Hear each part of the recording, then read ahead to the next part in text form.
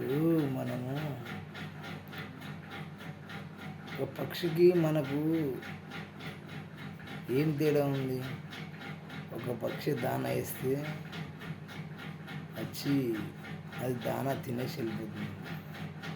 ఎవరైనా పరిచయం అయిపోయారనుకో, సపోజ్ ఎవరైనా పరిచయం అయ్యారనుకో, మనం ఏం చేస్తున్నాం? ఉన్నందులో ఉండి ఆ మనిషి దగ్గర ఇష్టం అయిపోయిన తర్వాత, మనకు బాధపడిపోయిన తర్వాత దీన్ని మనకని వదిలేస్తున్నాం.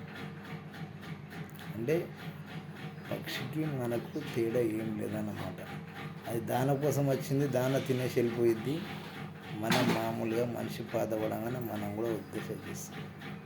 అంటే పక్షికి మనకు తేడా ఎలాంటిది ఏమీ లేదన్నమాట.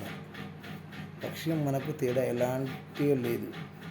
అంటే మనుషులందరూ అంతే అని కాదు. అంటే కొంతమంది ఉంటారు, కొంతమంది నిజాయితీలు ఉంటారు, కొంతమంది మోసం చేసే వాళ్ళు ఉంటారు, కొంతమంది రకరకాలుగా మనుషులు ఉంటారు.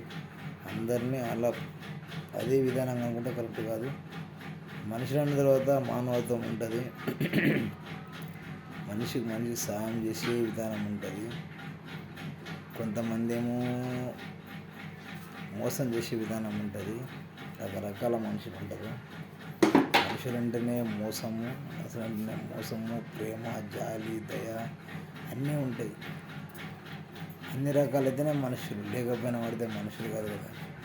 అన్ని రకాలైతేనే మనుషులు. మోసం ఉంటుంది, జాలి ఉంటుంది, దయ ఉంటుంది, అన్నీ ఉంటాయి, కరుణ ఉంటుంది అన్నట్టు అన్ని రకాలు ఉంటాయి. నేను చెప్పింది మీకు అర్థమైందనుకుంటా. మీకు అర్థమైందనుకుంటా నేను చెప్పింది. లైక్ చేయండి, షేర్ చేయండి, సబ్స్క్రైబ్ చేయండి. టైం పాస్ కావట్లే, కొంచెం టైం పాస్ కూడా కొంచెం చూడండి. కొందరు కావట్లేదు, ఛానల్ అయింది.